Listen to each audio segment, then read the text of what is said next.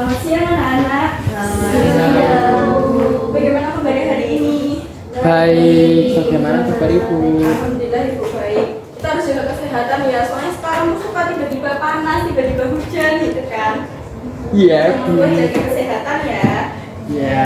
Sebelumnya Ibu akan memeriksa kehadiran terlebih dahulu. Yang pertama Mbak Melinda, Francisca Rona di.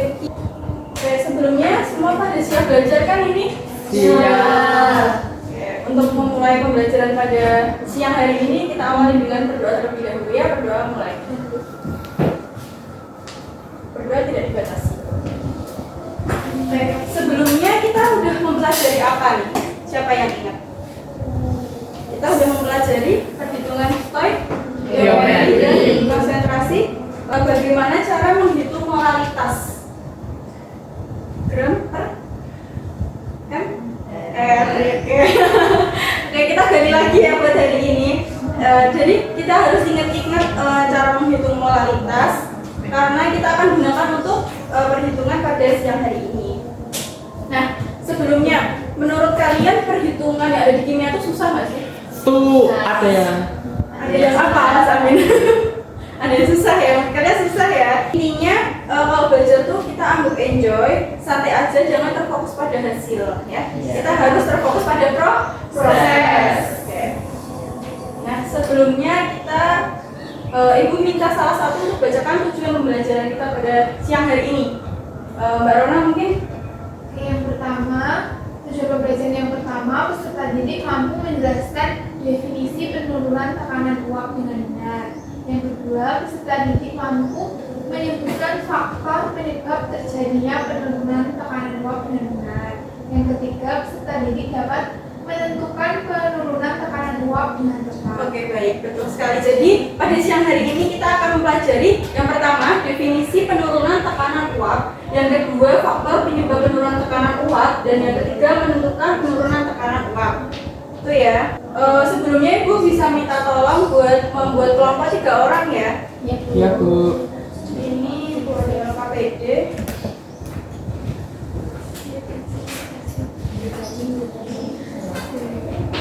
Gue juga nggak apa-apa kalau Mbak Dini nggak berangkat. Nanti join.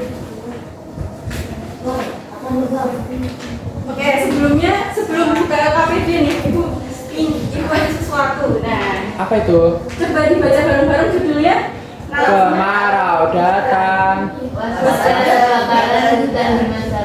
Nah, jadi kalian ingat nggak tahun 2020 ada kebakaran hutan luas banget Di Turki itu ya, Bu? di Indonesia dong. Oh, ya. Riau kalau nggak salah. Ya. Nah, di Turki ada jadi kebakaran. menurut kalian kenapa kemarau panjang tuh bisa menyebabkan kebakaran hutan? Karena ada gesekan antara minyak. Betul. Menurut kalian ilmu sains apa yang bisa digunakan untuk mengurangi adanya kebakaran hutan yang meluas ini? Buat hujan buatan. Betul. Mas Amin pintar. Mas Amin tahu hujan buatan dari mana? Itu waktu itu lihat film sih, Bu. Melihat film. Iya. Yang lain udah pada pernah dengar hujan buatan? Pernah. Bayangkan belum ya? Nah, sekarang semuanya dibuka LKPD-nya. Di situ ada narasi tentang hujan buatan. Ada proses terjadinya hujan buatan, ada beritanya juga. Kalian bisa baca. Terus Ibu minta kalian mengerjakan LKPD tersebut 3 menit cukup? Cukup. Silahkan dikerjakan terlebih dahulu ya. Iya, tadi sudah dulu. Oh, ada koreksi.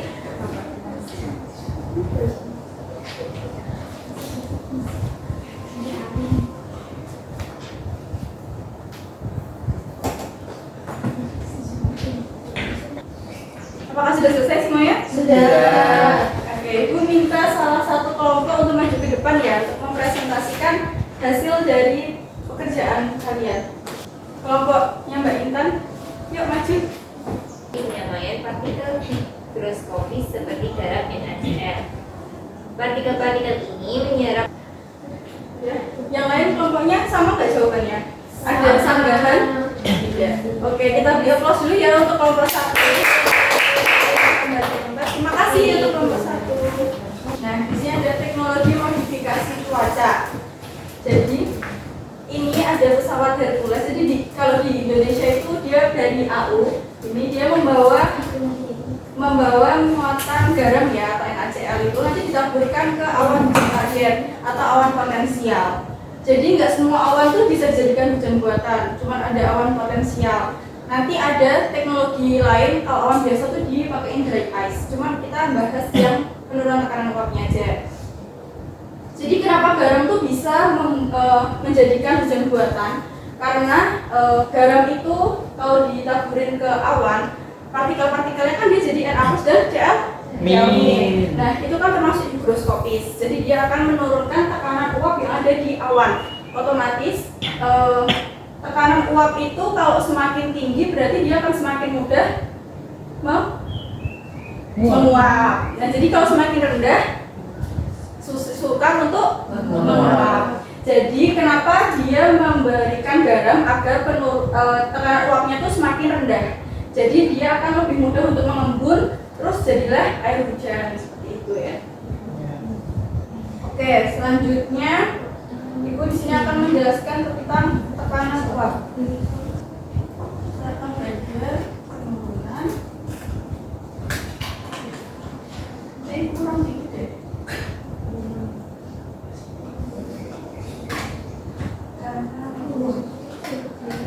Ada yang tahu simbolnya penurunan tekanan uap?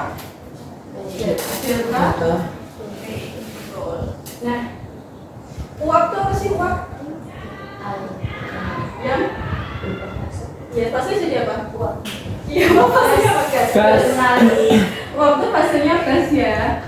Nah, jadi kalau menguap itu berarti perubahan dari benda cair menjadi betul. Jadi penurunan tekanan uap itu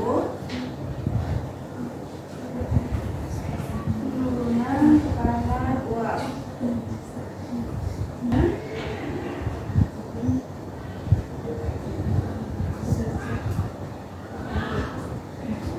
Kalau tekanan uap tinggi,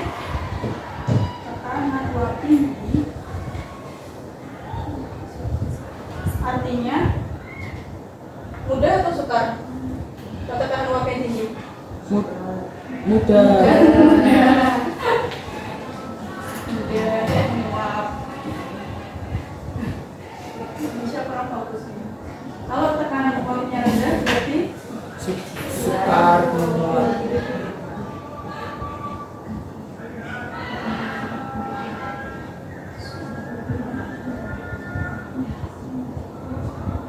Nah, kalian tadi di AKBD sudah mengerjakan tentang hukum Raoult. Jadi di hukum Raoult itu ada namanya fraksi mol ya. Rumus dari hukum Raoult itu ternyata ada dua, elektrolit sama non elektrolit itu dipisah. Nah kalau yang di AKBD tadi kan NaCl itu termasuk elektrolit apa non elektrolit? Elektrolit. Jadi pakainya sebelah Kanan. Kalau yang non elektrolit contohnya apa? Urea. Itu non elektrolit ya. Jadi rumusnya yang menggunakan non elektrolit itu delta P sama dengan V0 min P. Di mana delta T tadi adalah penurunan tekanan uap. Kelihatan nggak kelihatan Bu? Itu delta T. Oh iya, tiba-tiba data di situ. Makasih udah mulai memperhatikan lagi. Nah, jadi sekarang kalian udah tahu bedanya antara elektrolit dan non elektrolit itu bedanya ada di Van Hoff. Van Hoff-nya. Nah, misal di sini ada H2SO4. H2 itu ionnya berapa?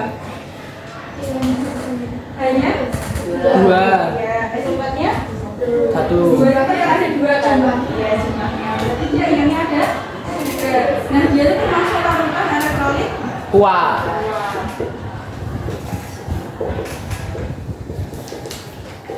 Nah, ini tip and tricksnya. Tip and tricksnya untuk larutan elektrolit kuat itu I-nya sama dengan jumlah ionnya. Gitu ya, karena lambdanya pasti satu. Kalau untuk larutan elektrolit kuat, contohnya ada H2SO4, yang lain ada apa? NaCl. Ya, gitu ya kan kita lagi bahas NaCl, jadi dia termasuk elektrolit kuat. Jadi dia lambdanya satu, otomatis I-nya sama dengan jumlah ionnya. jadi ada berapa NaCl? 2. Berarti ininya sama dengan 2. Oke, sekarang kita mulai latihan soal.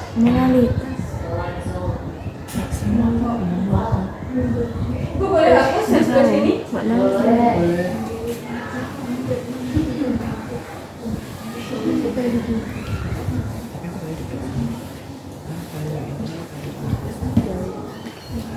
Kita kerjain bareng-bareng dulu ya. Oke. Sekarang dari soal itu kita bisa mengetahui apa aja.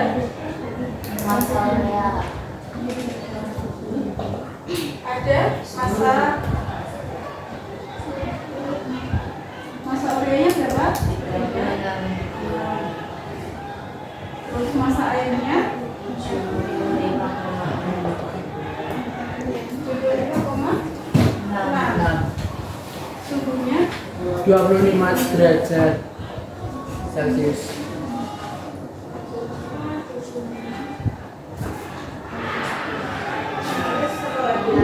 tekanan uap air ya.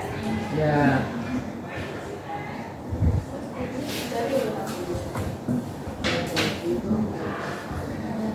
Berapa? 24.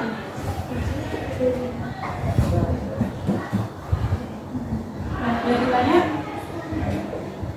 Penurunan tekanan uap. delta P. Nah, jadi rumusnya gimana rumusnya? Dari rumus yang ada di yang dijelaskan tadi. Oke, mau maju. Oke, jadi rumusnya adalah mencari apa sih kita? Ada yang belum ada ini di sini. XT. Nah, nyari XT. Nah, nyari XT tadi gimana rumusnya? Nah, pakai modalitas dulu kan? Iya. Iya kan? Nah, ini rumusnya dia pakai yang elektron atau non elektrolit? Non. Betul. Jadi rumusnya N ureanya gram per? Gramnya berapa? 36. ml ya? Jadi 0, terus kalau N airnya berarti 75 dibagi 18. 1,8.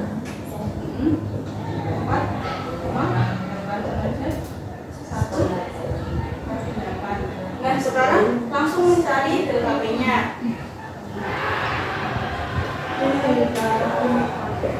Delta P sama dengan P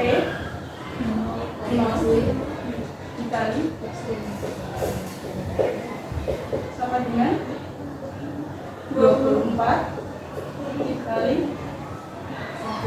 dikali hasilnya. Jadi hasilnya ya C. Oke. Gimana, ada yang oh ya, ada yang masih belum paham? Oke. Sebelum ibu akhiri, ibu punya hadiah. Hadiahnya adalah soal latihan. Iya. Terima kasih Bu. Hadiahnya soal latihan. Iya, nanti dikerjakan di rumah. Nah, jadi untuk minggu depan kita akan membahas soal latihan tersebut ya. Ya, Bu. Jadi ibu minta kalian mengerjakan semua, dikerjakan sendiri-sendiri ya untuk mengukur pemahaman kalian. Ya, Bu. Oke, bisa dikumpulkan apa itu hasilnya? Terima kasih Bu.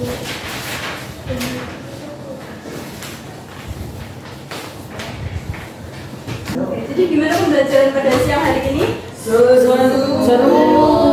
Oke, perhitungan jadi susah apa gampang ini jadinya? Oke.